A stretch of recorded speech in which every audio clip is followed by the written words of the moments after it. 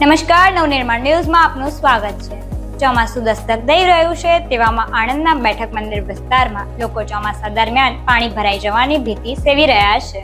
વરસાદી પાણીના નિકાલની વ્યવસ્થાના અભાવે ચોમાસામાં દર વર્ષે આ વિસ્તારની સ્થિતિ કફોડી બને છે, ત્યારે આ વર્ષે પણ લોકોએ ચોમાસા પહેલા ચિંતા વ્યક્ત કરી છે। અહીંના વિસ્તારના રહીશો માળખાકીય સુવિધાઓ માટે મહાનગરપાલિકા સમક્ષ પોકાર કરી રહ્યા છે। આણંદ શહેરના બેઠક મંદિરની બાજુમાં આવેલા આનંદ મંગલ ફ્લેટ અને આઈસ ફેક્ટરી વિસ્તારમાં રહેતા સ્થાનિકોએ પાયાની સુવિધાઓના અભાવ અંગે ચિંતા વ્યક્ત કરી છે। સ્થાનિકોના જણાવ્યા અનુસાર આ વિસ્તારમાં વરસાદી પાણીના યોગ્ય નિકાલની વ્યવસ્થા ન હોવાને કારણે સામાન્ય વરસાદ દરમિયાન પણ પાણી ભરાઈ જાય છે। સ્થાનિકોએ વધુમાં આક્ષેપ કર્યો હતો કે વિસ્તારમાં નિયમિત કચરો ઉપાડવામાં આવતો નથી, જેના કારણે વિવિધ સ્થળોએ કચરાના ઢગલા જોવા મળી રહ્યા છે। પરિણામે દુર્ગંધ ફેલાવ ઉપરાંત મચ્છરોનો ઉપદ્રવ પણ વધવાની ભીતિ વ્યક્ત કરવામાં આવી છે।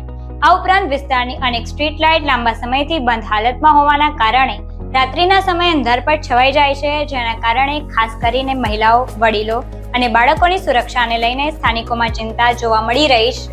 સ્થાનિક રહેવાસીઓએ સંબંધિત તંત્રને આ સમસ્યાઓ અંગે અનેક વખત રજૂઆતો કરવામાં આવી હોવાનો દાવો પણ કર્યો હતો અને તાત્કાલિક ધોરણે વરસાદી પાણીના નિકાલની યોગ્ય વ્યવસ્થા કરવામાં આવે, નિયમિત કચરો ઉપાડવામાં આવે તેમજ બંધ સ્ટ્રીટ લાઇટનું સમારકામ કરવામાં આવે તેવી માંગ કરી હતી। કરમસદ આણંદ મહાનગરપાલિકા બન્યા બાદ લોકોની આશા અપેક્ષાઓ વધી જાય છે, તે સ્વાભાવિક છે અને તેમાં પાલિકા તંત્રે ખરું ઉતરવું પડશે।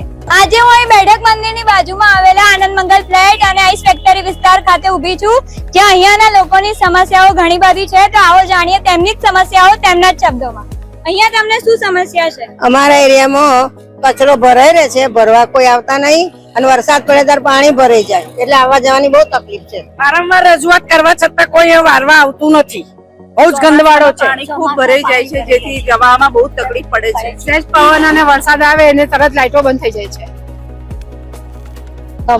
કચરાના એ ઢગલા દેખાઈ રહ્યા છે, દેખો તમે જોઈ શકો છો અહીંયા આગળ ઘણો બધો કચરો જોવા મળી રહ્યો છે, જે મહાનગરપાલિકા દ્વારા લેવામાં આવતો નથી।